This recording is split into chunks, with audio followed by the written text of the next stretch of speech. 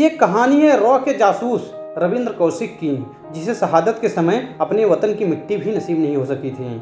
दुश्मन के मुल्क में उन्होंने अपनी जान दी और वहीं पर उनका अंतिम संस्कार कर दिया गया। नमस्ते दोस्तों, मैं अरविंद अपने YouTube चैनल त्रिशूल के इस नए वीडियो में आप सभी का स्वागत करता हूं। और आगे बढ़ने से पहले मैं आप लोगों से निवेदन करता हूं, यदि अभी तक आप लोग हमारे चैनल को सब्सक्राइब नहीं किए हैं कृपया सब्सक्राइब कर दीजिए और साथ ही साथ बेल आइकन को भी दबा दीजिए, जिससे जब भी मैं कोई नया वीडियो अपलोड करूँ तो उसका नोटिफिकेशन आप लोगों तक पहुँचे।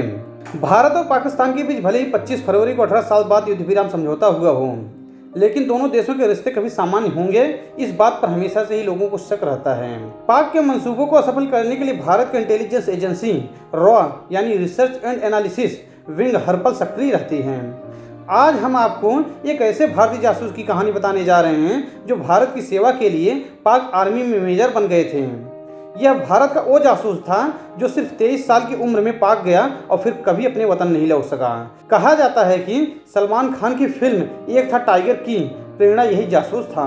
ये कहानी है रॉ के जासूस रविंद्र कौशिक की, जिसे शहादत के समय अपने वतन की मिट्टी भी नसीब नहीं हो सकी थी। दुश्मन के मुल्क में उन्होंने अपनी जान दी और वहीं पर उनका अंतिम संस्कार कर दिया गया। रविंद्र कौशिक का नाम साल 2012 में सबकी जुबान पर उस समय आया जब एक था टाइगर रिलीज हुई। एक अंडरकवर एजेंट के तौर पर पाकिस्तान के रविंद्र कौशिक की कहानी आपके रोंगटे खड़े कर देगी। उनका जन्म राजस्थान के श्री गंगानगर में वर्ष 1952 में हुआ था। रविंद्र को थिएटर का काफ़ी शौक था और वह सिर्फ एक टीनएजर थे जब रॉ के लिए उनका चयन किया गया था। रविंद्र ने साल 1975 में ग्रेजुएशन कंप्लीट किया और फिर रॉ में शामिल हो गए। रॉ की ओर से उन्हें पाकिस्तान में भारत के लिए अंडरकवर एजेंट के जॉब ऑफर की गई और सिर्फ 23 साल के रविंद्र एक मिशन पर पाकिस्तान रवाना हो गए। बताया जाता है कि रॉ ने उन्हें करीब 2 वर्षों तक ट्रेनिंग दी थी। कौशिक को दिल्ली में इस तरह से ट्रेन किया गया था कि वो एक मुसलमान युवक नजर आए। उन्हें उर्दू सिखाई गई और मुस्लिम धर्म से जुड़ी कुछ जरूरी बातों के बारे में बताया गया। साथ ही उन्हें पाकिस्तान के बारे में भी कई जानकारियां दी गई। वह पंजाबी भाषा बोलने में माहिर थे, जिसे पाक के ज़्यादातर हिस्सों में बोला जाता है। 1975 में उन्हें नबी अहमद शाकिर इस नाम के साथ पाकिस्तान भेजा गया। इसके बाद वह बतौर सिविलियन क्लर्क पाकिस्तान सेना का हिस्सा बन गए। इसके बाद उन्हें पाक सेना के अकाउंट्स डिपार्टमेंट में भेज दिया गया। उन्होंने पाक जाकर इस्लाम धर्म कबूल कर लिया। बताते हैं कि उन्होंने पाक जाकर आर्मी यूनिट में तैनात टेलर की बेटी, जिसका नाम अमानत था, उससे शादी कर ली थी। इसके बाद वह एक बेटे के पिता बने और कहा जाता है कि उनके बेटे का निधन 2012-2013 के बीच हो गया। वर्ष 1979 से 1983 के बीच उन्होंने कई अहम जानकारियों को भारतीय सेना तक पहुंचाया।